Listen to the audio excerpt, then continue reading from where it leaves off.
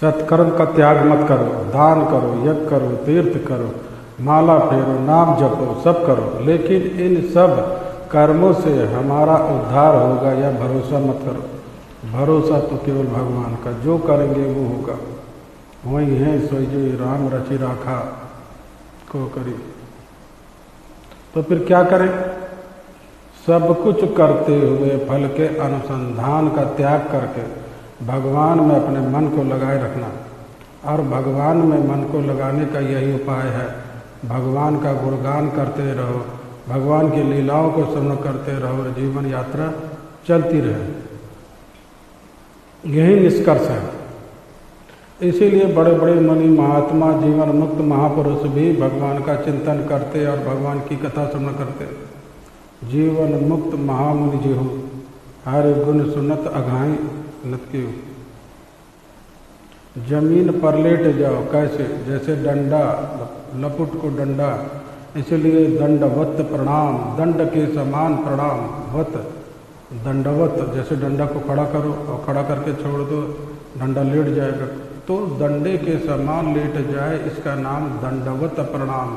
बड़े बड़े पीठाधीश्वर, बड़े बड़े धनपति लोग भी भगवान को जब प्रणाम करते हैं तो पहले जमीन देखते साफ सुथरी है कि नहीं। अगर गंदी है, कचरा है, तो कहीं कपड़ा ना खराब हो जाए, तो फॉर्मेलिटी में जैसे प्रणाम किया जाता है ऐसे कर लेते हैं।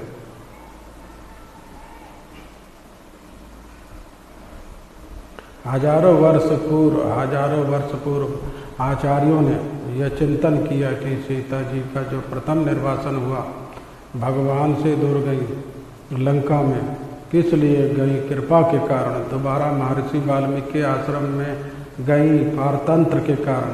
तीसरी बार धरती पर प्रविष्ट हो गई अनन्यता के कारण। कृपा पारतंत्र अनन्या रहतम प्रकाशनार्थम, ये आचार्यों का वचन है। कृपा पारतंत्र अनन्या रहते, इन तीन गुणों के प्रकाश के लिए 3 बार सीता जी भगवान से अलग हुई। स्वतंत्रता है, नमित की स्वतंत्रता है। जन्म मृत्यु के बीच का जो काल है, इसी का नाम जीवन है। उस जीवन में स्वतंत्र बनने की चेष्टा क्यों करते हो? भगवान के अधीन रहो ना। पैदा भी अधीन, मरोगे भी भगवान के अधीन, तो बीच में तुम स्वाधीन कहाँ बन पाओगे? जो बीच में स्वाधीन बनने की चेष्टा करता है वो सदा अपनी बुद्धि के कारण ही दुख पाता है। स्वाधीन बनने के चक्कर में ही जीव दुखी होता है। भगवान की परतंत्रता स्वीकार कर लो, हम भगवान के दास हैं। जैसे रचे राम जी रहना चाहिए, सीताराम सीताराम कहना चाहिए।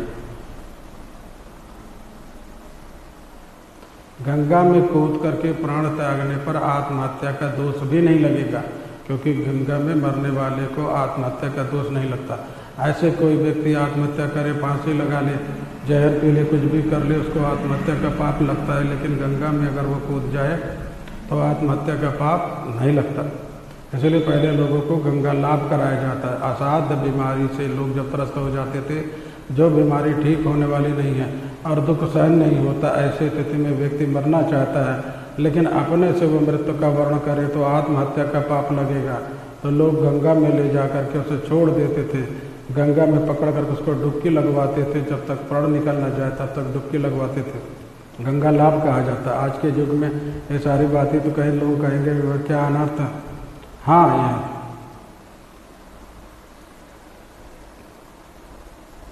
और श्री जानकी जी ने अपनी पवित्रता का सत्यापन किया और उस सत्यापन के लिए उन्होंने प्रतिज्ञा की, अगर मेरा धर्म मेरा पातिव्रत अखंड है तो हे धरती, हे भूदेवी, मुझे विवृत प्रदान करो, मुझे मार्ग प्रदान करो। पृथ्वी फट गई और सीता जी उसी पृथ्वी में प्रविष्ट हो गई। तीसरी बार जब गई तो सदा के लिए गई। 3 बार भगवान से सीता जी का विश्लेष हुआ। भोग और मोक्ष रूपी पिशाचनी जब तक हृदय में रहेगी तब तक भक्ति का अभ्युदय नहीं होगा, भक्ति का सुख नहीं होगा। और यहीं पर हम लोग चूक जाते हैं। भक्ति करते हैं लेकिन कहीं न कहीं संसार की लिप्सा ही भगवान के सम्मुख प्रकट होते रहती, भगवान से कहते रहते भगवान ये काम हो जाए, ये मिल जाए, ये दे दो, ऐसी कृपा कर दो। संतों के पास भी जाते तो यही मांगते, महाराज ये काम बन जाए, ये बिगड़ा काम बन जाए। और इस अज्ञान के कारण बड़े बड़े धूर्तों की दुकान चल रही है, बड़े बड़े धूर्तों की दुकान चल रही है। वाल्मीकि रामायण का जो श्लोक है, जब हनुमान जी महाराज चलते हैं तो कहते हैं, दासोहम तोसलेन्द्र से रामस्य कृष्ण कर्मणा मनोमान सप्तसेनान निहंता मारुतांतजः न रावण सहस्रम युद्धेन प्रतिफलम भवे शिलाभिस्ते भरतम पाद पैश्च सहस्र आर्दयितुर्मणि लंका अभिवाद च मैथिले समिद्धार्थ गणिष्यामि निशिताम सर्वरक्षसाम। ये श्लोक बड़े महत्वपूर्ण हैं श्रीमद् वाल्मीकि रामायण के सुंदरकांड में। कहीं भी आप यात्रा पर जब जाओ तो यात्रा पर निकलने के पहले इन श्लोकों का एक बार स्मरण कर लो तो आपकी यात्रा मंगलमयी हो जाएगी। कुछ लोग खाली यही बताते हैं, इस तरह से ये पुल चढ़ा दो तो तुम्हारा ये काम बन जाएगा, ये पानी चढ़ा दो तो ये काम बन जाएगा। आजकल इसी की दुनिया, और इसलिए भी है तत्व को जानने की जिज्ञासा बहुत कम लोगों में होती है। मूर्खों की संख्या ज़्यादा है, अज्ञानियों की संख्या ज़्यादा होती है, इसलिए ऐसे अज्ञान की दुकान चलते रहती। लेकिन इस दृष्टि से मैं नहीं बता रहा, मैं प्रमाणित बात कह रहा। श्रीमद् वाल्मीकि रामायण का जो श्लोक है, जब हनुमान जी महाराज चलते हैं तो कहते हैं, दासोहम कौशलेन्द्र से राम से कृष्ण कर्मण हनुमान शब्द सैन्य नाम निहंता मारुता जा न रामायण से सहस्रम युद्धेन प्रतिफलम भजे शिलाभिस्तम भरत पाद पैश्च सहस्त्र सहज आर्तयितुर्मणि लंका अभिवाद च मैथिले समिद्धार्थ घनिष्यामि निशिताम सर्वरक्षसाम। यह श्लोक बड़े महत्वपूर्ण है। ये विश्व का प्रथम श्लोक है, दुनिया में कोई कविता नहीं थी, ये पहला कविता है जो वाल्मीकि जी ने साथ देने के लिए बनाई। इसलिए वाल्मीकि जी को आदि कवि कहा जाता है। यही कविता है, महानिषाद प्रतिष्ठाम तम अदमः शाश्वती समाह यत्रं मिथुना दिगम अवधि काम मोहितम। ये विश्व की प्रथम कविता है। अगर कोई पूछे विश्व में प्रथम कविता कौन है तो यही है। अप्रथम कवि कौन है जिसके मुख से प्रकट हुई? किसके मुख से? वाल्मीकि के मुख से। भगवान जब वैकुंठ में विराजमान है तो वो सुलभ नहीं है, लेकिन वही जब अवतार लेकर अयोध्या में प्रकट हो जाए तो कितने सुलभ हो गए। अब सबको दर्शन दे रहे, केवट को भी दर्शन दिए, बंदर भालू को भी दर्शन दिए, पशु पक्षी भी दर्शन करेंगे, सबके लिए सुलभ हो गए। जो ज्ञानियों के लिए सुलभ थे वो सबके लिए सुलभ हो गए। यही अवतार का उद्देश्य होता है। अवतार का मतलब सौलभ्य सुलभता।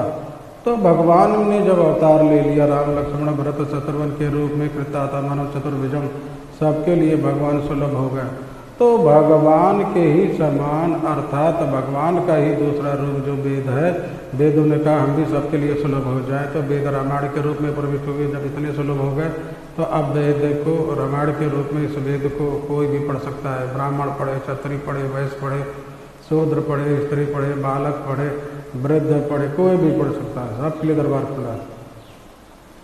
पुंडरीकाक्ष कर भी पुंडरीकाक्ष, पुंडरीक मान कमल, कमल के समान जिनके नेत्र हो, पुंडरीकाक्ष। कमल आलोचन, राजीव आलोचन, कमल नयन, इन सारे शब्दों का प्रयोग केवल भगवान के लिए होता है। श्रीमन नारायण के लिए, भगवान विष्णु के लिए, भगवान श्री राम के लिए, भगवान श्री कृष्ण के लिए। क्यों?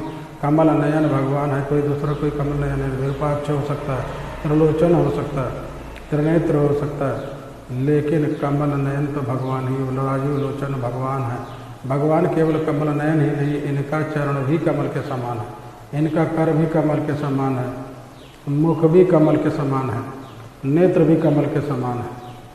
पुंडरीकाक्ष। इन संसार में बधे हुए बद्ध जीव और मुक्त हो चुके जो मुक्त जीव हैं, इन दोनों जीवों से, इन दोनों पुरुषों से मैं उत्तम हूँ। तस्मान लोके इच्छा वेदित पतता पुरुषोत्तम। इसलिए लोक में, संसार में वेदे